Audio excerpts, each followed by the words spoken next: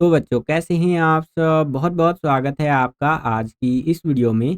आज का ये वीडियो क्लास 11th के बच्चों के लिए बहुत ज़्यादा ख़ास होने वाला है क्योंकि इस वीडियो में हम लोग देखने वाले हैं बच्चों क्लास 11th का जो आपका फ़िज़िकल एजुकेशन का सब्जेक्ट है, हिंदी में बोले तो जो आपका शारीरिक शिक्षा का विषय है, इसका जो आपका फाइनल एग्ज़ाम होने वाला है, ठीक है? अगर मैं मॉर्निंग शिफ्ट के बच्चों की बात करूँ तो इनका यहाँ पर 28 फरवरी को होगा, ठीक है? और अगर आप इवनिंग शिफ्ट के बच्चे हैं तो आपका होगा यहाँ पर 2 मार्च को। ठीक है? 2 मार्च 2026 को और एक है 28 फरवरी 2026 को। तो चाहे आप मॉर्निंग शिफ्ट के बच्चे हैं या इवनिंग शिफ्ट के बच्चे हैं, दोनों शिफ्ट के बच्चों के लिए ये सैंपल क्वेश्चन पेपर बहुत ज़्यादा हेल्पफुल होने वाला है, ठीक है? क्योंकि जो भी क्वेश्चन यहाँ पर हम लोग डिस्कस करेंगे इस सैंपल पेपर के अंदर, आप देख लीजिएगा इसी में से बहुत सारे क्वेश्चंस डिट्टो रिपीट होकर के आएँगे आपके पेपर के अंदर। ये मैं अपने 10 साल के एक्सपीरियंस के आधार पर बता रहा हूँ आपको। देख लीजिएगा आप डिट्टो रिपीट होकर के आएँगे, ठीक है? और लिमिटेड टाइम है हमारे पास तैयारी के लिए, तो लिमिटेड टाइम में बहुत ज़्यादा हम तैयारी करने वाले हैं सैंपल पेपर्स के माध्यम से। ये वाला सैंपल पेपर हम लोग कर रहे थे, ये हमारा दूसरा सैंपल पेपर चल रहा था, जिसका पार्ट 1 का वीडियो मैंने ऑलरेडी अपलोड कर दिया। अभी तक आपने इसका पार्ट 1 का वीडियो नहीं देखा है, तो आई बटन में आपको लिंक दे दूँगा, वहाँ पर क्लिक करके आप देख सकते हैं और मैंने प्लेलिस्ट भी बना दिया, वहाँ पर भी जा कर के आप देख सकते हैं। ठीक है? जिसके अंदर क्वेश्चन नंबर 1 से लेके 24 तक यानी सेक्शन ए और बी डिस्कस कर लिया था। इस वीडियो में हम लोग सेक्शन सी और उसके आगे के सेक्शंस को डिस्कस करेंगे, उसके अंदर के क्वेश्चंस को बेसिकली, ठीक है? तो चलिए वीडियो को शुरू करते हैं, लेकिन वीडियो को शुरू करने से पहले एक छोटा-सा रिक्वेस्ट रहेगा आप सभी बच्चों से कि अभी तक आपने इस वीडियो को लाइक नहीं किया है, तो ज़्यादा से ज़्यादा लाइक कर दीजिए।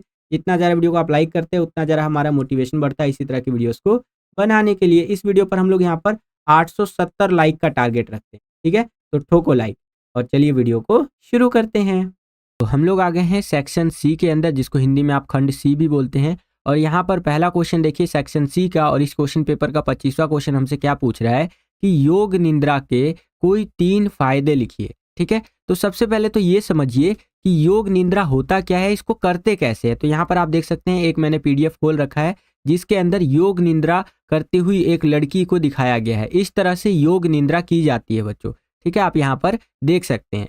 अब इसके जो फायदे होते हैं वो हमें यहाँ पर बताना है बच्चों। तो चलिए ध्यान से समझिए यहाँ पर योग निद्रा के फायदे। पहला, गहरा विश्राम पैदा करता है और तनाव और चिंता को कम करता है। जैसा कि आप यहाँ पर ये लड़की को करते हुए देख भी सकते हैं, एक ना रिलैक्स वाला आपको फीलिंग देगा, ठीक है? और जो भी आपके दिमाग में टेंशन उन्सन भरा होगा उसको कहीं ना कहीं ये कम करता है, ठीक है? योग निद्रा करते कैसे, सिंपल सा आप देख सकते हैं इस तरह से लेटे हुए में एक हाथ इधर एक हाथ उधर, मतलब हाथों को खोल दीजिए, पैरों को एकदम फैला लीजिए, ये योग निद्रा हो जाएगा बच्चों, ठीक है?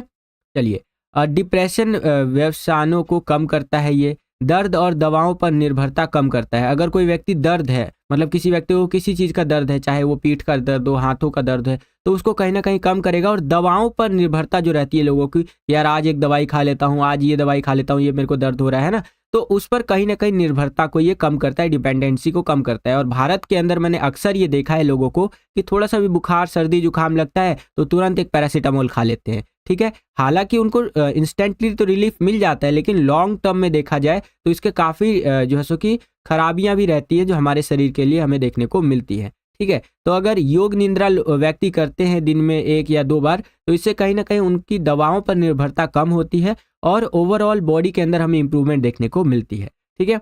अनिद्रा से राहत देता है और नींद की गुणवत्ता में सुधार करता है। अगर किसी को अनिद्रा की प्रॉब्लम है, नींद वगैरह नहीं आती, तो मस्त एकदम फैल के इस तरह से लेट जाइए, है ना, योग निद्रा की स्थिति में, और यहाँ पर पूरी तरह से वो क्या हो सकते हैं, अनिद्रा की स्थिति को दूर कर सकते हैं। और साथ ही साथ जो नींद की गुणवत्ता है, ठीक है, स्लीप की क्वालिटी है, वो बेटर हो सकती है। आपने ये चीज़ कभी नोटिस किया होगा, वैसे तो आप डेली बेसिस पर सोते ही हैं, 7 से 8 घंटे की नींद आप ऑलमोस्ट ले लेते होंगे, ठीक है? तो कभी कभी आपने ये महसूस किया होगा कि आपने जैसे आज सोए, मैं यहाँ पर 2 दिन का एग्जाम्पल लेता हूँ, ठीक है? एक संडे का, ठीक है, एक संडे हो गया हमारा और एक हो गया आपका मंडे, ठीक है? एक संडे को सोए थे आप, एक मंडे की रात को सोए। तो आपने ये नोटिस किया कि संडे की रात को जो आप सोए हैं, ठीक है, और जब आप मंडे को उठे हैं तो आप बहुत ज़्यादा एक्टिव महसूस कर रहे हैं। आपके शरीर में लग रहा है कि अरे भैया मज़ा आ गया एकदम, आज तो मैं माउंट एवरेस्ट पे चढ़ सकता हूँ, इतना ज़्यादा मस्त मेरा शरीर लग रहा है, एकदम ढिचिक ढिचिक मज़ा आ रहा है ना? संडे की रात को जब आप सो करके उठे हैं मंडे को, तो अब फिर जब आप मंडे की रात को सोते हैं और अगले दिन यानी कि जो आपका ट्यूसडे है, मंगलवार है, उस दिन आप उठते हैं तो आपको लगता है यार लेजी लेजी सा लग रहा है, थकान लग रहा है शरीर में।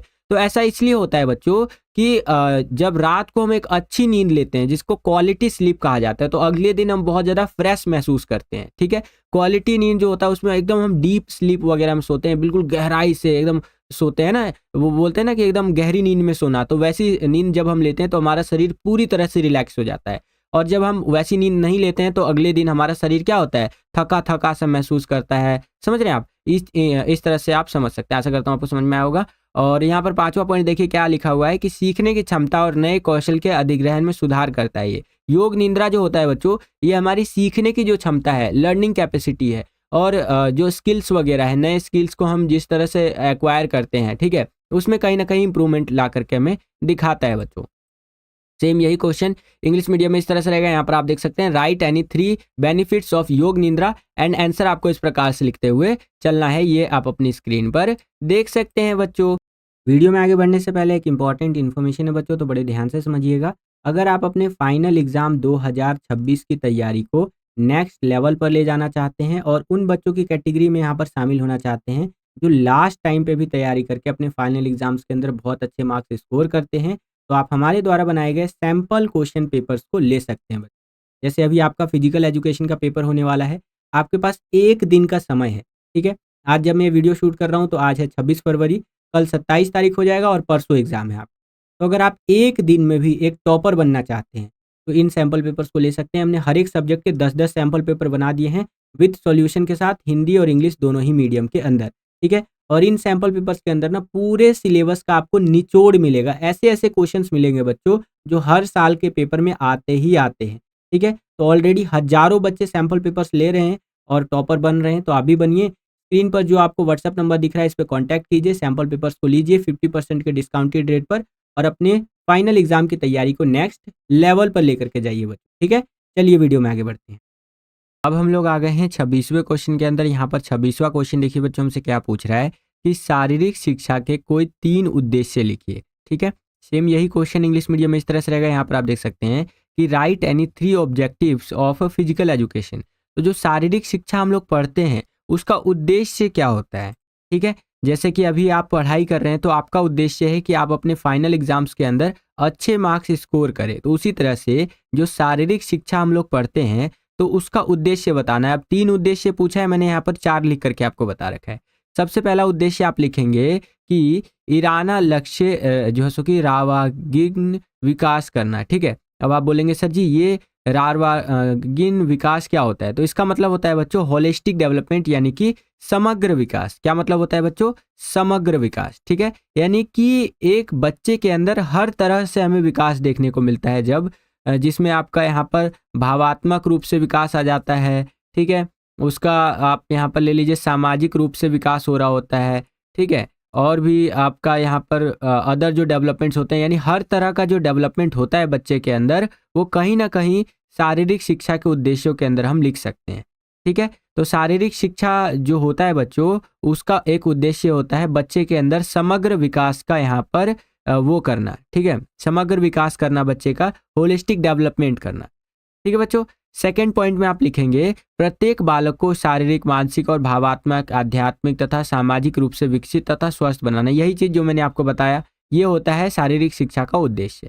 थर्ड में है उसमें नैतिक व सामाजिक गुणों का विकास करना चाहिए जो दूसरों के साथ खुशी से रहने व एक अच्छा नागरिक बनने में सहायक हो। ठीक है, तो शारीरिक शिक्षा का एक उद्देश्य ये भी होता है बच्चों कि बच्चे के अंदर जो सामाजिक गुण है, यानी कि सोशल क्वालिटीज़ है, ठीक है, जो नैतिकता है कि कैसे समाज में रहना चाहिए, एक दूसरे के साथ कैसा व्यवहार करना चाहिए, कैसे खुश रहना चाहिए, कैसे एक अच्छा नागरिक बनना चाहिए, तो ये भी चीज़ है बच्चों। इसीलिए भी हम लोग यहाँ पर शारीरिक शिक्षा पढ़ाते हैं, ये इसका एक उद्देश्य है। अगला, इसके माध्यम से ज्ञान बढ़ता है तथा व्यक्ति स्वस्थ रहता है। ठीक है, आप ये मानेंगे नहीं कि जब मैं फिजिकल एजुकेशन पढ़ाता हूँ तो मैं खुद ये महसूस करता हूँ कि मेरे लाइफ में काफ़ी चेंजेस आ रहे हैं। मैं कई जगह पे यहाँ पर मतलब पढ़ाते पढ़ाते सोचता हूँ कि हाँ मैं भी ये चीज़ कर सकता हूँ, मैं भी योगा के ये आसन कर सकता हूँ, मैं भी ये एक्सरसाइज कर सकता हूँ, मैं भी ये एक्टिविटी कर सकता हूँ। समझ रहे हैं आप? तो यहाँ पर हमें फिजिकल एजुकेशन के कई सारे फायदे देखने को मिलते हैं। आशा करता हूँ आपको समझ में आया होगा। और यही क्वेश्चन इंग्लिश मीडियम में इस तरह से रहेगा। यहाँ पर आप देख सकते हैं कि right any 3 objectives of physical education. तो आंसर आपको इस तरह से लिखना है। यहाँ पर आप देख सकते हैं कि the aim of this is to bring about holistic development, यानी कि बच्चे के अंदर या व्यक्ति के अंदर समग्र विकास हो, इसलिए फिजिकल एजुकेशन पढ़ाया जाता है। ये उसका एक ऑब्जेक्टिव है बच्चों। Next, to make every child physically, mentally, emotionally, spiritually and specially developed and healthy. ठीक है, तो ये इसके लिए भी ये आपका फिजिकल एजुकेशन जो है इंपॉर्टेंट है, ये इसके ऑब्जेक्टिव्स के अंदर आप लिख सकते हैं। बाकी मोरल्स की बात करें, सोशल क्वालिटीज़ की बात करें, एक गुड सिटीजन बनने की बात करें, या फिर नॉलेज इंक्रीजमेंट की बात करें, तो ये कुछ ऑब्जेक्टिव्स है बच्चों आपके फिजिकल एजुकेशन के। ठीक है, आई होप कि आपको समझ में आया होगा और इम्पॉर्टेंट है, याद रखिएगा। 27वां क्वेश्चन देखिए बच्चों, यहाँ पर क्या पूछ रहा है हमसे कि अक्षमता शिष्टाचार से आप क्या समझते हैं और यह संचार को कैसे विकसित करते हैं। ठीक है, तो यहाँ पर समझिए आंसर कैसे लिखना है आपको कि अक्षमता या शिष्टाचार यह दिशा निर्देशों का एक समूह है जो विशेष रूप से विकलांग और अक्षम व्यक्ति से संपर्क करने के तरीके से संबंधित है। ठीक है, ये क्या है बच्चों, एक तरह से दिशा निर्देश है, समझ रहे हैं आप। ये दिशा निर्देशों का समूह है जिसके अंदर हम विशेष रूप से जो विकलांग व्यक्ति होते हैं या दिव्यांग व्यक्ति कह लीजिए, वैसे व्यक्ति से यहाँ पर संपर्क कर सकते हैं, उससे ये संबंधित होता है। असक्षमता शिष्टाचार जैसे कि विकलांग के साथ सम्मान पूर्वक और विनम्रता से संवाद करने और बातचीत करने को संदर्भित करता है। ठीक है बच्चों, और अगर हम संचार की बात करें तो कुछ इंपॉर्टेंट पॉइंट्स है, जैसे संबंधित व्यक्ति से सही तरीके से बात करना चाहिए हमें, उससे रिलेटेड जो भी व्यक्ति है। संप्रेषण दो तरफा होना चाहिए, सीधे व्यक्ति से बात करना और उसके साथ जाने वाले व्यक्ति से नहीं, उसके साथ चाहिए संबंध स्थापित करने वाला। तो इस तरह से आप यहाँ पर देख सकते हैं बच्चों। सेम यही क्वेश्चन इंग्लिश मीडियम में इस तरह से रहेगा, यहाँ पर आप देख सकते हैं और आंसर आपको इस प्रकार से लिखते हुए चलना है बच्चों। ठीक है, चलिए 28वां क्वेश्चन देखिए बच्चों, यहाँ पर हमसे क्या पूछ रहा है कि शारीरिक शिक्षा के द्वारा नेतृत्व किस प्रकार किया जाता है। सेम यही क्वेश्चन इंग्लिश मीडियम में इस तरह से रहेगा कि how is leadership done through physical education. ठीक है, अब लीडरशिप के बारे में तो आपको पता ही होगा कि नेतृत्व करना क्या होता है।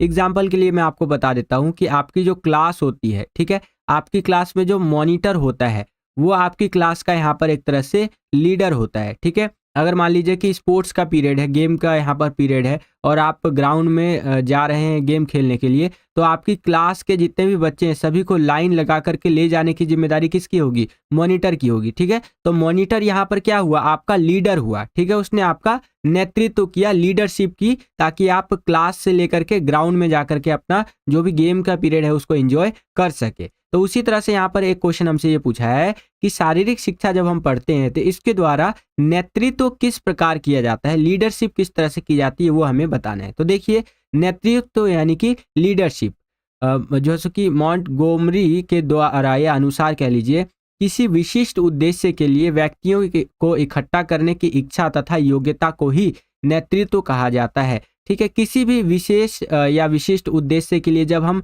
कई सारे लोगों को इकट्ठा करते हैं, ठीक है, तो ये जो इकट्ठा करने की योग्यता है या कह लीजिए आपकी एक पावर है, तो इसी को ही नेतृत्व कहा जाता है। ठीक है बच्चों, अब आगे देखिए क्या बताया गया है कि शारीरिक शिक्षा के द्वारा नेतृत्व का विकास। शारीरिक शिक्षा एक व्यक्ति के संपूर्ण विकास के लिए विभिन्न अवसर प्रदान करता है।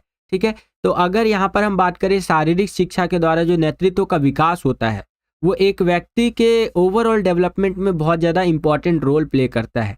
ठीक है, और आगे देखिए, खेल क्रियाकलापों या खेल प्रति जो सो कि जो गतिविधियां होती हैं, खेल के लेकर के जो गतिविधियां होती है उसमें भाग लेकर के एक बालक में नेतृत्व के विभिन्न गुणों का विकास होता है। जैसे मान लीजिए एक बालक है जो क्रिकेट जैसे गेम में, फुटबॉल जैसे गेम में अक्सर पार्टिसिपेट करता है और उसमें वो एज अ कह लीजिए कैप्टन की तरह पार्टिसिपेट करता है, जो अपनी टीम को पूरा लीड करता है। तो भविष्य में हो सकता है आगे चल के वो एक अच्छा बिजनेसमैन बन जाए, अपने नीचे 100, 200, 1000, 1 लाख एम्प्लॉय रखे। समझ रहे हैं आप, क्योंकि बचपन से ही उसके अंदर लीडरशिप की स्किल डेवलप हुई है। ओके बच्चों, इसी तरह से कुछ बातें यहाँ पर बताई गई हैं, आप अपनी स्क्रीन पर देख सकते हैं। और कुछ अवसर जिनके द्वारा एक विद्यार्थी एक अच्छा नेता बन सकता है, जैसे विद्यार्थियों का उनकी क्षमता के अनुसार टीम का कप्तान बनना, जैसे कि मैंने अभी आपको बताया। अगर एक विद्यार्थी के अंदर, एक स्टूडेंट के अंदर कैपेसिटी है तो उसे एक कैप्टन बनना चाहिए, जिससे वो बहुत कुछ सीखता है। मैं आपको भी सजेस्ट करूंगा कि अगर आपके अंदर थोड़ी भी कैपेसिटी है, थोड़ा सा भी आप अच्छा है इन चीज़ों में, तो ज़रूर कैप्टन बनिए, आगे आइए। ये आपको ना स्कूल लेवल के बाद जब आप आगे निकलेंगे 12वीं क्लास पास करके, तो बहुत मदद करेगा ये चीज़ें। जो बच्चे स्टार्टिंग में ये चीज़ें नहीं करते हैं, उनको आगे चल के बहुत सारी प्रॉब्लम फेस करने को मिलती है। तो मेरा तो यही सजेशन रहेगा बच्चों आप सभी को कि जितना ज़्यादा हो सकता है आगे बढ़ के अपनी क्लास को रिप्रेजेंट किया कीजिए स्कूल लेवल पर, ठीक है, जिससे कि फ्यूचर में आपको बहुत ज़्यादा बेनिफिट उसका देखने को मिलेगा। छात्रों को अपनी टीम के लिए फैसले लेने का अवसर प्रदान करना, जिससे कि वो एक अच्छे नेता बन सकते हैं, और उनमें कौशल विकसित करने के अवसर प्रदान करना। ठीक है बच्चों, तो इस तरह से आंसर आप लिख सकते हैं बच्चों। सेम यही क्वेश्चन इंग्लिश मीडियम में इस तरह से रहेगा। यहाँ पर आप देख सकते हैं कि how is leadership done through physical education. तो आंसर आपको कुछ इस प्रकार से लिखना है, ये आप अपनी स्क्रीन पर देख सकते हैं। अब यहाँ पर 29वां क्वेश्चन देखिए बच्चों, हमसे क्या पूछ रहा है कि कौशल का वर्गीकरण विस्तार से कीजिए, किन्हीं 3 को विस्तार से समझाइए। ठीक है, इंग्लिश मीडियम में सेम यही क्वेश्चन इस तरह से रहेगा, classify skills in detail, explain any 3 in detail. ठीक है, तो आपको स्किल्स को यहाँ पर क्लासिफाई करना है, बताना है कौशल के बारे में। ठीक है, तो ये आज का आपका होमवर्क है, ये आप मुझे कमेंट करके बताएंगे, और जो भी बच्चा सबसे पहले इस क्वेश्चन के आंसर कमेंट करके बताएगा, उसके कमेंट को यहाँ पर मैं हार्ट का यानी दिल का निशान दे दूंगा, ताकि और बच्चे समझ सके बच्चे ने बिल्कुल सही आंसर दिया है। साथ ही साथ अगर बच्चे ने सबसे पहले कमेंट करके बताया होगा, तो उसके कमेंट को यहाँ पर मैं पिन भी कर दूंगा, ताकि और बच्चे समझ सके कि बच्चे ने सही तो बताया है, लेकिन सबसे पहले बताया है। ठीक है बच्चों, बाकी आप हिंट तो यहाँ देख ही सकते हैं। चलिए नेक्स्ट क्वेश्चन देखिए, यहाँ पर 30वां क्वेश्चन क्या पूछ रहा है हमसे कि योग निद्रा किस प्रकार की अवस्था है तथा इसके कोई 4 फायदे लिखिए। योग निद्रा के बारे में भी मैंने आपको बताया, तो इसके बारे में समझिए। योग निद्रा संस्कृत शब्द योग का अर्थ है, ठीक है, मिलना या पूर्ण जागरूकता, और निद्रा का अर्थ होता है नींद। ओके बच्चों, तो देखिए यहाँ पर योग और निद्रा 2 शब्दों से मिलकर के ये शब्द बना है हमारा। सबसे पहले होता है हमारा योग। तो योग के बारे में तो आप सभी को पता होगा, संस्कृत का शब्द योग है, ठीक है, इसका अर्थ होता है मिलना। ओके, और दूसरा है हमारा यहाँ पर मिलना या फिर पूर्ण जागरूकता कह सकते हैं, यानी कि कंप्लीट अवेयरनेस, और निद्रा का मतलब होता है नींद। और योग निद्रा एक ऐसी अवस्था होती है जहां शरीर सोता हुआ प्रतीत होता है, लेकिन चेतना जागरूकता के गहरे स्तर पर काम कर रही होती है वो। ठीक है, तो इस तरह से आप यहाँ पर बता सकते हैं। अगर हम बात करें योग निद्रा के फायदों की, तो यहाँ पर आप लिख सकते हैं गहरा विश्राम पैदा करता है और तनाव और चिंता को कम करता है। अभी हमने डिस्कस भी किया था, डिप्रेशन और व्यवसायों को कम करता है, ये दर्द और दवाओं पर निर्भरता उनको कम करता है। जो हमारी स्लीप की क्वालिटी है, नींद की गुणवत्ता में सुधार करता है। ठीक है, सीखने की जो क्षमता है, कैपेसिटी है, स्किल्स जो है हमारे, उनको इंप्रूवमेंट करने में मदद करता है ये हमारी। ठीक है, सेम यही क्वेश्चन इंग्लिश मीडियम में इस तरह से रहेगा। यहाँ पर आप देख सकते हैं, what type of state is योग निद्रा and right any 4 of its benefit. ठीक है, तो पहले आप योग निद्रा के बारे में बता देंगे, और मैंने आपको बताया भी था योग निद्रा होता कैसे है। उसके बाद बेनिफिट्स ऑफ योग निद्रा यहाँ पर आप देख सकते हैं। ठीक है, अब हम लोग आ गए हैं सेक्शन डी के अंदर, जिसको हिंदी में खंड डी बोलते हैं बच्चों, और इसके अंदर हमसे केस स्टडी बेस्ड जो क्वेश्चंस होते हैं वो पूछे जाएंगे। तो चलिए देखते हैं क्या करके। यहाँ पर 31वां क्वेश्चन है कि नीचे दिए गए चित्र का अध्ययन कीजिए और पूछे गए प्रश्नों के उत्तर लिखिए। तो यहाँ पर ये आप देख सकते हैं, ये आपको एक चित्र दे दिया है, इसका हमें डिटेल में अध्ययन करना है, और इसके बेसिस पर जो क्वेश्चन पूछे जाएंगे उनका आंसर लिखना है। तो ये आप देख लीजिए, ये चित्र आपने देख लिया। चलिए अब यहाँ पर क्वेश्चन देखिए कि उपरोक्त चित्र में दर्शाए गए गेम्स को लिखिए। तो ये जो चित्र के अंदर गेम दिखाया गया है, इसको पैरालंपिक गेम बोलते हैं या पैरालंपिक की खेल बोलते हैं। एक मेगा खेल आयोजन होता है जिसमें अंतर्राष्ट्रीय पैरालंपिक समिति द्वारा विभिन्न प्रकार के विकलांग खिलाड़ियों को शामिल किया जाता है। अलग अलग तरह के जो विकलांग डिसेबल्ड प्लेयर्स होते हैं उसको यहाँ पर या उनको यहाँ पर शामिल किया जाता है। अगला क्वेश्चन देखिए, उपरोक्त चित्र में दर्शाए गए गेम्स में किस तरह से व्यक्तियों को शामिल किया जाता है। तो जो विकलांगता की श्रेणी में मांसपेशियों की शक्ति में जिनकी कमी होती है, ठीक है, पैराप्लेजिया और क्वाड्रिलेजिया होता है जिनको, ठीक है, muscular dystrophy, post polio syndrome, spine bifida होता है। जो अलग अलग तरह के दो डिसेबल मतलब बच्चे कह लीजिए, या बच्चे तो नहीं कहेंगे, खैर यहाँ पर प्लेयर्स कह सकते हैं, ज़्यादा बेटर रहेगा। जो अलग अलग तरह के डिसेबल्ड प्लेयर्स होते हैं या विकलांग प्लेयर्स होते हैं, खिलाड़ी होते हैं, उनको यहाँ पर लिया जाता है। बाकी आप यहाँ पर देख सकते हैं, इस तरह से बताया गया है। अगला क्वेश्चन देखिए, उपरोक्त चित्र में दर्शाए गए गेम्स जो है वो किसके द्वारा संचालित होते हैं। तो देखिए उपरोक्त चित्र में जो दर्शाया गया गेम है बच्चों, ये सभी पैरालंपिक खेल अंतर्राष्ट्रीय पैरालंपिक समिति IPC द्वारा जो है ये शासित होता है, इनके द्वारा कंट्रोल किया जाता है। नेक्स्ट, उपरोक्त चित्र में दर्शाए गए गेम्स जो है संचालन समिति का गठन कब हुआ? ठीक है, उपरोक्त चित्र के अंदर जो ये गेम दिखाया गया है, इसके संचालन समिति का गठन कब हुआ था? तो अंतर्राष्ट्रीय पैरालंपिक समिति IPC जो है, इसका गठन 22 सितंबर 1989 को हुआ था और यह बॉन जर्मनी में स्थित है। ठीक है बच्चों, सेम यही क्वेश्चन इंग्लिश मीडियम में इस तरह से रहेगा, यहाँ पर आप देख सकते हैं। एंड इसके बेसिस पर ये रहा, मतलब ये हमारा चित्र दे रखा है, इमेज दे रखा है, पिक्चर जिसको आप कह सकते हैं, और इसके बेसिस पर क्वेश्चंस ये देख सकते हैं, आप आंसर भी देख सकते हैं बच्चों। और बच्चों वीडियोस को बनाने में बहुत ज़्यादा मेहनत लगती है, तो लाइक ज़रूर कर दिया कीजिए। अभी आपका इंग्लिश का पेपर हुआ है आज, तो आपने देखा ही होगा कि कई सारे क्वेश्चंस आए होंगे जो हमने आपको सैम्पल पेपर्स करवाए हैं बच्चों, क्योंकि ये सैम्पल पेपर्स जो हम करवाते हैं आपको, ये बहुत ज़्यादा मेहनत करके हम आपके लिए बनाते हैं बच्चों। ठीक है, चलिए अब हम लोग आ गए हैं 32वें क्वेश्चन के अंदर। यहाँ पर देखिए क्या कह रहा है कि नीचे दिए गए चित्र का अध्ययन कीजिए तथा पूछे गए निम्नलिखित प्रश्नों के उत्तर दीजिए। तो यहाँ पर एक चित्र दे दिया है आपको, वार्मिंग अप, ठीक है, जिसको हम शॉर्ट फॉर्म में वार्म अप कह देते हैं। ये करते हुए यहाँ पर ये आपको चित्र दिया गया, जिसमें आप देखेंगे तो एक महिला है, ये ऐसे ऐसे एक्सरसाइज कर रही है, फिर ये डंबल उठा करके एक्सरसाइज करना, फिर लटकना हो गया आपका, फिर इस तरह से स्ट्रेचिंग जो करते हैं, ठीक है, फिर नीचे जो लेट करके यहाँ पर एक्सरसाइज होता है, फिर अपने आप को नीचे झुका करके इस तरह से जो एक्सरसाइज करती हैं महिलाएं, तो ये हर तरह का यहाँ पर वार्म अप टाइप का दे रखा है। चलिए अब यहाँ पर इसी चित्र से संबंधित क्वेश्चन पूछा है कि खेलों में गरमाना अर्थात वार्म अप से आप क्या समझते हैं? मैंने आपको बोला ना वार्म अप।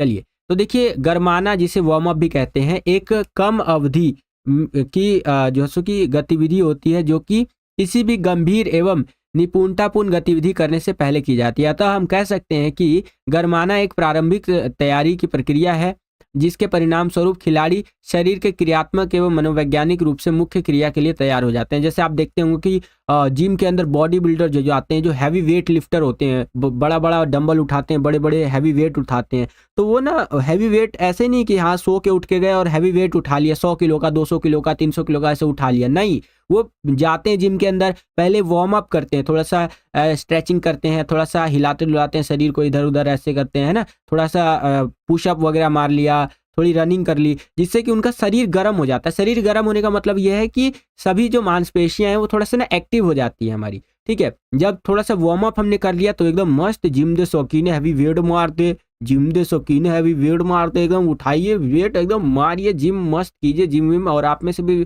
कई सारे बच्चे जिम विम करते होंगे, कमेंट करके बताइएगा। चलिए 32.2 में यहाँ पर देखिए क्या क्वेश्चन पूछा है कि खेलों में व्यायाम से पहले वार्म अप क्यों जरूरी है, इससे क्या होता है? तो देखिए, व्यायाम से पहले वार्म अप करना जरूरी होता है एवं इसमें 10 मिनट के हल्के व्यायाम जैसे धीमी दौड़, खाली हाथ इधर उधर करना, कुछ व्यायाम एवं मांसपेशियों का खिंचाव आदि शामिल होता है। ठीक है, तो ये बहुत ज़्यादा जरूरी होता है, क्योंकि खेलों में अगर हम यहाँ पर व्यायाम से पहले वार्म अप नहीं करेंगे तो यहाँ पे दिक्कत हो सकता है। आपको ना यहाँ पर मैं एक बेस्ट एग्जांपल देता हूँ। जैसे आप देखते होंगे कि आदरणीय विराट कोहली जी जो है, जब ग्राउंड पर उतरते हैं, या धोनी जी जो है जब ग्राउंड पर उतरते हैं, ठीक है, क्रिकेट खेलने के लिए, तो वो अपने बैट वगैरह पकड़े होते हैं और ऐसे शरीर को ऐसे ऐसे करते हैं, स्ट्रेचिंग टाइप का है ना, थोड़ा सा हिलाते लुलाते हैं, थोड़ा सा वार्म अप करके जाते हैं ताकि ग्राउंड पर वो अच्छा परफॉर्म कर सके। ठीक है, तो ऐसा इसलिए करते हैं ना क्योंकि उनके मांसपेशियों वगैरह में खिंचाव ये सब आ सके, थोड़ा सा ना वो खुल सके, समझ रहे हैं आप? तो ये चीज़ है।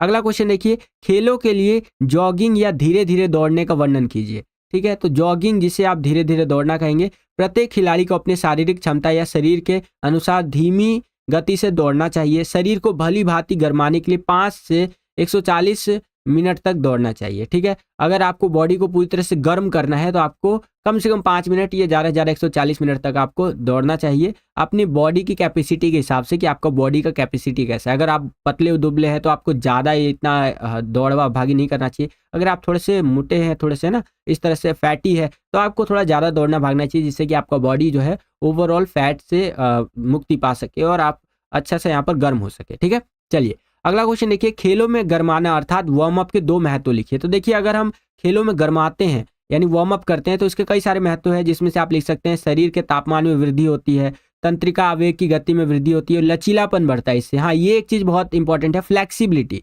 ठीक है, अगर हम बॉडी को वार्म अप करने देते हैं थोड़ा सा उस टाइम पे, गेम खेलने से पहले या कोई भी काम करने से पहले, तो हमारा जो बॉडी है थोड़ा फ्लैक्सिबल हो जाता है, जिससे ओवरऑल हमारी जो परफॉर्मेंस है वो कहीं ना कहीं इंक्रीज हो जाती है बच्चों। ठीक है, तो ये चीज आप यहाँ पर देख सकते हैं। आशा करता हूँ आपको समझ में आया होगा। सेम यही क्वेश्चन इंग्लिश मीडियम में इस तरह से रहेगा, ये आप अपनी स्क्रीन पर देख सकते हैं कि study the picture given below and answer the following questions. ठीक है, तो इस तरह से ये आपका यहाँ पर दिया गया है, ये आप देख सकते हैं अपनी स्क्रीन पर, और इसके बेसिस पर देख सकते हैं ये क्वेश्चन है कि what do you understand by warming up in sports. And warming up जो होता है ये आप अपनी स्क्रीन पर देख सकते हैं, एक शॉर्ट ड्यूरेशन एक्टिविटी होता है जिसके अंदर हम अपने बॉडी को कहीं ना कहीं हीट करते हैं और फ्लेक्सिबल बनाते हैं, और यहाँ पर साइकोलॉजिकली भी रेडी हो जाते हैं मेन एक्टिविटी के लिए। नेक्स्ट यहाँ पर आप 32.2 वाला क्वेश्चन देख सकते हैं और इसका आंसर देख सकते हैं बच्चों यहाँ पर। फिर अगला क्वेश्चन और उसका आंसर ये आप अपनी स्क्रीन पर देख सकते हैं। ठीक है, and right to importance of warming up in sports, तो बॉडी का टेम्परेचर बढ़ जाता है, ओवरऑल हमारा जो नर्व है इम्पल्स है ये बढ़ जाता है इस तरह से ना, और मेन चीज़ है फ्लेक्सिबिलिटी हमारा इंक्रीज हो जाता है। चलिए अब हम लोग आ गए हैं 33वें क्वेश्चन के अंदर। ओरी बाबा, ये तो देखिए भैया, ये तो गजबे है। और ये बाबा यहाँ पे आप देखेंगे तो ये देखिए वो भैया जी है जो एकदम ये करतब उर्तब कर रहे हैं कुछ हो, तो ये तो देख के हम डरिए गए बिल्कुल। उड़ी बाबा ये का आ गया रे चलिए खैर जोक सपाट, क्वेश्चन की तरफ बढ़ते हैं।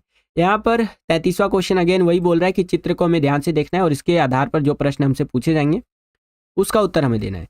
तो ये चित्र अगर आप ध्यान से देखेंगे तो यहाँ पर एक उड़ी बाबा एक मतलब एक व्यक्ति है जो कि अपने नाक से इस तरह से कुछ कुछ कर रहे हैं। ठीक है, अब यहाँ पर देखिए क्वेश्चन हमसे क्या पूछा जा रहा है कि उपरोक्त चित्र में दर्शाए गए षटकर्म क्रिया का नाम विस्तार से लिखिए तथा समझाइए क्या होता है। तो देखिए सूत्रनेति, यानी कि सूत्रनेति गैस स्पेशल धागे में एथेनॉल मार्ग को साफ करने के लिए एक यौगिक तकनीक है। ठीक है, एक योगा का टेक्निक है। सूत्रनेति में सूती धागे को नाक में डाला जाता है और फिर मुंह से बाहर निकाला जाता है। देखिए सूती धागे को क्या करते हैं, नाक में डालेंगे और मुंह से बाहर निकालेंगे, क्योंकि हमारा मार्ग होता है इस तरह से ना। यहाँ पर मुझे एक डायलॉग याद आ गया कि नाक में डालना है और मुंह से निकालना है फिर दोनों सिरों को हाथों से पकड़ लिया जाता है और डोरी के सिरों को इधर उधर घुमाकर नाक की सफाई की जाती है। ठीक है, आज स्ट्रिंग के स्थान पर रबर कैथेटर का उपयोग किया जाता है क्योंकि यह किसी भी मेडिकल स्टोर में आसानी से उपलब्ध होता है। ठीक है, तो इस तरह से बातें बताई गई। नेक्स्ट, उपरोक्त चित्र में दिखाई गई जो कि षटकर्म की क्रिया तकनीक को समझाइए। तो यहाँ पर जो ये क्रिया तकनीक है उसको समझाना है। तो सिंपल सा है यार, देखो एक आपको लेना है वो, ठीक है, अपनी बाई नासिक के सामने एक रबर की डोरी रखें और इसे क्षैतिज रूप से पकड़े। इस रबर की डोरी को अपनी नाक के किनारे तब तक दबाएं जब तक कि वो आपका यहाँ पर महसूस ना हो कि आपके गले के छिद्र के हिस्से से छू रही है। उसके बाद फिर वहाँ से निकालिए और वो ऐसे धीरे धीरे कीजिए, ये हो जाएगा आपका, है ना। चलिए अगला क्वेश्चन है, उपरोक्त चित्र में दर्शाए गए षटकर्म क्रिया के कोई 4 लाभ लिखिए। ठीक है, तो यहाँ पर देखिए इस तरह से है, यह नाक में बलगम जो होता है वो फंसी गंदगी और बैक्टीरिया को हटाकर नाक की स्वच्छता बनाए रखने में मदद करता है। ये नाक के अंदर के संवेदनशील ऊतकों को असंवेदनशील बनाता है। ठीक है, और जिससे यहाँ पर राइनाइटिस और एलर्जी, कुछ प्रकार के अस्थमा से राहत मिल सकता है। कुछ तरह के अस्थमा होते हैं, वहाँ से यहाँ पर राहत मिल सकता है। नैति करने से साइनिटिक्स और माइग्रेन, सिरदर्द जैसी कई स्वास्थ्य समस्याओं को कम किया जा सकता है। तो ये आप यहाँ पर इसके लाभ ले सकते हैं। यही क्वेश्चन इंग्लिश मीडियम में आप देख सकते हैं इस तरह से रहेगा। और ये रहा उड़ी बाबा, यानी कि वो व्यक्ति का चित्र जो ये क्रिया कर रहे हैं। जोक सपाट, बार बार में से जोक निकल जा रहा है आजकल, लगता है कुछ होने वाला है फिर जोक मार दिया मैंने। खैर बहुत बैड जोक मार देता हूँ कभी कभी, नहीं। आगे चलते हैं। देखिए 33.1 में यहाँ पर है कि इसके बारे में आपको बताना है। बाकी आंसर आप यहाँ पर देख सकते हैं 33.2, और इसके आंसर यहाँ पर आप देख सकते हैं बच्चों। ठीक है, चलिए 33.3। ओके, तो अब हम लोग आ गए हैं सेक्शन ई यानी कि खंड ई के अंदर, और यहाँ पर टोटल 15 नंबर के क्वेश्चन हमसे पूछे जाएंगे। तो चलिए देखते हैं करके। पहला क्वेश्चन है सेक्शन ई का 34वां क्वेश्चन कि अष्टांग योग के तत्वों की सूची बनाइए तथा किन्हीं 4 तत्वों की व्याख्या कीजिए। ठीक है, तो इसके बारे में समझिए पहले।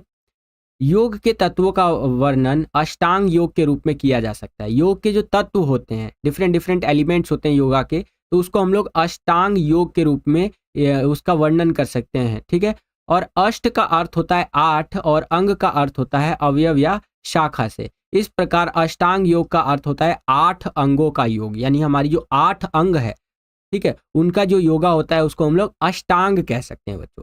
ठीक है, योग के तत्वों की सूची कुछ इस प्रकार से है: यम, नियम, आसन, प्राणायाम, प्रत्याहार, धारणा, ध्यान और समाधि करके।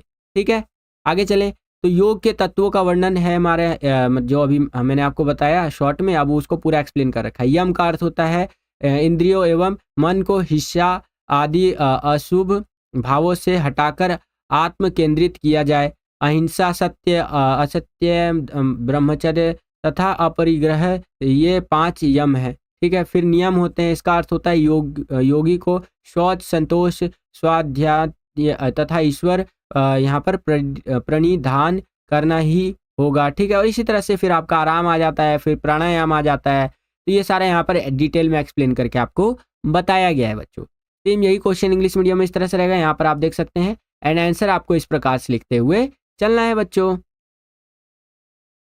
चलिए, परफेक्ट। अगला क्वेश्चन देखिए, यहाँ पर 35वां क्वेश्चन हमसे क्या पूछ रहा है कि योग का अर्थ समझाइए। ये क्वेश्चन इंपॉर्टेंट है बच्चों, बड़े ध्यान से समझिएगा। ठीक है, कि योग का अर्थ क्या होता है, इसको समझाते हुए इसके विभिन्न तरह के घटकों के लाभों को उजागर कीजिए। ठीक है, तो देखिए यहाँ पर ना आपसे 2 क्वेश्चन को जोड़ करके एक क्वेश्चन पूछा है कि सबसे पहले तो पूछ लिया कि योग का अर्थ क्या होता है, वो आपको बताना है, और इसके विभिन्न तरह के घटकों के लाभों के बारे में आपको बताना है। तो समझिए इसके बारे में। योग शब्द की उत्पत्ति संस्कृत के मूल शब्द युज से हुई है, जिसका अर्थ होता है जोड़ना या मिलाना। ठीक है, मैथ में भी आप देखते होंगे योग शब्द आपको देखने को मिलता होगा। योग मतलब कि जोड़, समझ रहे हैं आप। योग शब्द की उत्पत्ति कैसे हुई है, वैसे संस्कृत के मूल शब्द युज से इसका यहाँ पर उत्पत्ति हुआ है, जिसका अर्थ क्या होता है, जोड़ना या फिर मिलाना। क्लियर है बच्चों। आगे देखिए क्या बताया गया है कि पतंजलि के अनुसार चित्त वृत्ति निरोध की ही योग है। महर्षि वेद व्यास योग समाधि योग का महत्व कुछ इस प्रकार से। इंपॉर्टेंस ऑफ योगा की अगर हम बात करें तो यहाँ पर आप लिख सकते हैं, पहले शारीरिक हमें इंपॉर्टेंस देखने को मिलता है, तनाव में कमी होती है। आप जितने भी योगा के फायदे आप बता सकते हैं सारे बता दीजिए। सामाजिक फायदे हैं, जैसे सामाजिक गुणों को विकसित करने में हमें सहायता करता है या मदद करता है। सामाजिक रिश्ते विकसित करने में सहायता करता है ये। मानसिक रूप से तनाव, टेंशन उनसन को खत्म करता है। याददाश्त बढ़ाता है। ठीक है, सहन शक्ति बढ़ाता है हमारी। आध्यात्मिक रूप से बात करें तो ये आध्यात्मिक गुणों का विकास करता है। ठीक है, जिसके अंदर नैतिक गुणों को आप ले लेंगे, इन सबको हमें विकास करने को देखने को मिलता है योगा से। तो योगा के इंपॉर्टेंस की अगर हम बात करें तो सिंपल सा योगा के फायदे आपको बता देने हैं। सेम यही क्वेश्चन इंग्लिश मीडियम में इस तरह से रहेगा। यहाँ पर आप देख सकते हैं कि explain the meaning of yoga and highlight the benefits of its various components. ठीक है, आंसर आपको कुछ इस प्रकार से लिखते हुए चलना है बच्चों। ठीक है, चलिए अब हम लोग आ गए हैं 36वें क्वेश्चन के अंदर। 36वां क्वेश्चन यहाँ पर देखिए क्या है कि अति भार किसे कहते हैं, तथा एक उदाहरण द्वारा समझाइए कि कैसे एक एथलीट इसका सामना करता है तथा उसके लक्षण एवं जो है बचाव भी आपको समझाने हैं। तो अति भार, जिसको इंग्लिश में आप ओवरवेट कहेंगे, समझ रहे हैं आप। यानी एक व्यक्ति का जितना वेट होना चाहिए उससे एक्स्ट्रा वेट जब हो जाता है तो उसे ओवरवेट कहा जाता है। ठीक है, और यहाँ पर ना एक BMI चार्ट होता है, बॉडी मास इंडेक्स करके एक चार्ट होता है, जिसके अंदर आपका जो हाइट होता है और उसके अकॉर्डिंग बताया जाता है कि आपका वेट जो होना चाहिए वो कितना होना चाहिए। ठीक है, तो मैं एक जगह पे काम करता था, वहाँ पर ये चार्ट अक्सर मैं देखा करता था, जिसके अंदर BMI बता रखा था पूरा का पूरा, मतलब कि हाइट के अकॉर्डिंग कितना वेट होना चाहिए। ठीक है, जैसे किसी की हाइट है यहाँ पर 5'4" के आसपास, तो उसका यहाँ पर वेट होना चाहिए लगभग 50-55 किलो से लेकर के आप मान लीजिए कम से कम आपका यहाँ पर 50 किलो तो मिनिमम होना ही चाहिए। 50 किलो से लेकर के कम और ज़्यादा से ज़्यादा 65 किलो तक हो। ठीक है, या मैक्स 70 तक चले जाए, 70 तो ओवर वेट हो जाएगा। ठीक है, 65 किलो तक इनफ रहता है उसका। ठीक है, ये हेल्दी वेट की कैटेगरी में आएगा। तो इस तरह से हर हाइट के अकॉर्डिंग उसका वेट होता है बच्चों। तो वही चीज़ है यहाँ पर। अब ओवर वेट की बात कर रहे हैं, यानी कि जब उसका वेट ज़्यादा हो, भार ज़्यादा हो, जो किसी भी शरीर एथलीट की शारीरिक और मनोवैज्ञानिक क्षमता यहाँ पर देखने को मिलता है उससे काफ़ी अधिक होता है, उसे ही अतिभार कहा जाता है। ठीक है, तो ये चीज़ है आपका। दोबारा से मैं आपको समझा देता हूँ ओवर वेट क्या होता है, यानी अतिभार क्या होता है। सिंपल भाषा में कहूँ तो मोटापा। ठीक है, वह प्रशिक्षण भार जो किसी एथलीट की शारीरिक और मनोवैज्ञानिक क्षमता से काफ़ी अधिक होता है, उस अतिभार मतलब अतिभार उसे कहा जाता है, या फिर ओवरवेट कह लीजिए। ये डेफिनेशन है ओवरवेट की। ठीक है, प्रशिक्षण चरण के दौरान एथलीट जो है खिलाड़ी को एक निश्चित मात्रा में प्रशिक्षण भार दिया जाता है कि भैया इतना ही आपका यहाँ पर वेट होना चाहिए। अगला, जैसे जैसे प्रशिक्षण आगे बढ़ता है, प्रशिक्षण भार की व्यवस्था रूप से बढ़ाया जाता है ताकि एथलीटों को उस बढ़े हुए भार के अनुकूल हो सके वो लोग, ठीक है। एंड अति भार के कुछ मुख्य लक्षण होते हैं। मांसपेशियों में लगातार दर्द होना, अगर ओवरवेट हो जा रहा है आदमी तो उसके मांसपेशियों में लगातार दर्द होगा, अत्यधिक हृदय दर, हार्ट रेट बढ़ जाएगा उसका, लगातार थकेगा वो, ठीक है। मैं जानता हूँ मेरे आसपास कुछ ओवरवेट लोग हैं, ठीक है। तो अगर मान लीजिए एक 5 मंजिल का यहाँ पर घर है और 5 मंजिल के घर पर मुझे चढ़ना है तो मैं उतना नहीं थकूंगा क्योंकि मेरा एक आइडियल वेट है। लेकिन अगर मेरे आसपास के कुछ लोग रहते हैं वही 5 मंजिल के घर पर वो चढ़ते हैं तो वो बहुत ज़्यादा थक जाते हैं। क्यों? क्योंकि वो ओवरवेट है बच्चों, ठीक है। और अति भार से बचाव के कुछ सुझाव जो कि निम्नलिखित है बच्चों, आप यहाँ पर लिख सकते हैं। प्रशिक्षण सत्र की थकान से उबरने के लिए नियमित अंतराल पर ब्रेक लेना चाहिए हमें, ठीक है। कुछ समय के लिए प्रशिक्षण की मात्रा को कम करना चाहिए, ठीक है। तो इस तरह से ये कुछ बातें बताई गई है। सेम यही क्वेश्चन इंग्लिश मीडियम में इस तरह से रहेगा एंड आंसर आपको कुछ इस प्रकार से लिखते हुए चलना है, ठीक है बच्चों। चलिए, अब हम लोग आ गए हैं 37वें क्वेश्चन के अंदर। यहाँ पर 37वां क्वेश्चन देखिए बच्चों, हमसे क्या पूछ रहा है कि श्वसन तंत्र किसे कहते हैं तथा श्वसन तंत्र की संरचना को विस्तार से समझाइए। तो बड़े ध्यान से समझिएगा। श्वसन तंत्र, जिसे अंग्रेजी में हम रेस्पिरेटरी सिस्टम कहते हैं, ये हमारे शरीर की प्रणाली में से एक है जो बाहरी वातावरण से शरीर को ऑक्सीजन प्रदान करने के लिए जिम्मेदार होता है। जो हम बाहर से सांस लेते हैं ना, ऐसे ऐसे अभी तो मैं मुंह से लेकर के आपको बता रहा हूँ, वैसे हम नाक से सांस लेते हैं। तो जो बाहर से अंदर की तरफ हम शरीर में सांस ले रहे हैं तो वो हमारे श्वसन तंत्र की मदद से ले रहे हैं, रेस्पिरेटरी सिस्टम की मदद से ले रहे हैं और यही इसके लिए जिम्मेदार होता है बाहर से ऑक्सीजन हमारे शरीर के अंदर भेजने में। यह अंगों और ऊतकों का नेटवर्क है जो हमें सांस लेने में मदद करता है, ठीक है बच्चों। अगर हम बात करें श्वसन तंत्र की संरचना के बारे में तो श्वसन प्रणाली संरचना में शरीर के विभिन्न अंग शामिल होते हैं, जैसे कि श्वसन प्रणाली में उनकी भागीदारी के साथ नीचे दिखाया गया है। पहला, मुंह और नाक। यह श्वसन तंत्र का आरंभिक या खुलना है जो बाहर से हवा को शरीर के अंदर खींचता है, ठीक है।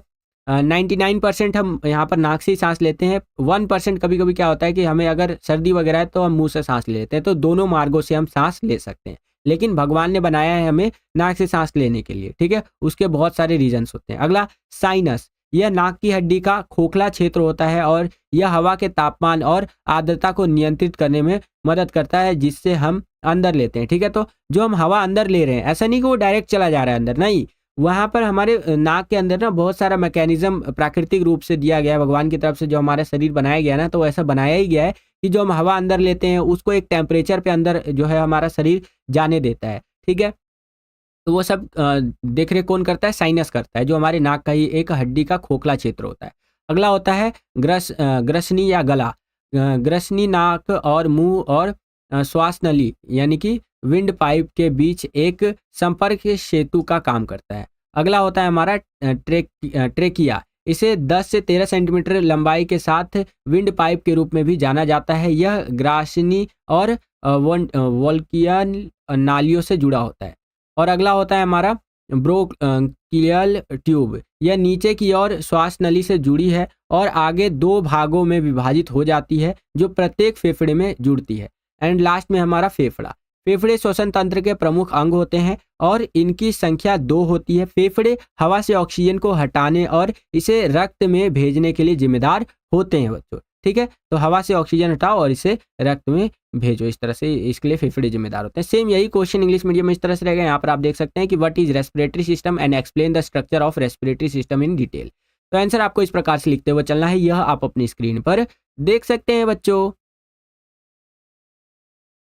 माउथ है, नोज हो गया, साइनस हो गया, आपका थ्रोट हो गया, ठीक है, त्वचा हो गया, लंग्स वगैरह हो गए, सारी चीज़ें यहाँ पर बताई गई। तो बस बच्चों यही था आज का ये वीडियो। आशा करता हूँ आपको ये वीडियो पसंद आया होगा। अगर आपको ये वीडियो पसंद आया तो कर दीजिए ज़्यादा से ज़्यादा लाइक। जितना ज़्यादा वीडियो को आप लाइक करते हैं उतना ज़्यादा हमारा मोटिवेशन बढ़ता है इसी तरह की वीडियोज़ को बनाने के लिए। चैनल को अभी तक आपने सब्सक्राइब नहीं किया है तो क्या कर रहे हैं आप? अभी विद्यालय स्टडी पॉइंट को सब्सक्राइब कर लीजिए। इसी तरह की वीडियोस हम आपके लिए लेकर के आते रहते हैं। जैसे ही आप चैनल को सब्सक्राइब करेंगे आपको यहाँ पर सब्सक्राइब करने के बाद बगल में बेल का आइकन देखने को मिलेगा, उसको प्रेस करके ऑल पे क्लिक कर दीजिएगा, जिससे कि जो भी हमने वीडियो अपलोड करे उसका नोटिफिकेशन सबसे पहले आपके फ़ोन पर आ जाया करे और आपकी जो तैयारी है एग्जाम्स के लिए वो और भी बेहतर से बेहतर तरीके से हो सके। इस वीडियो के लिए इतना ही। मिलता हूँ आपसे अगली और एक्साइटिंग वीडियो में। तब तक के लिए खुश रहिए, खुश रखिए सभी को। जय हिंद, वंदे मातरम।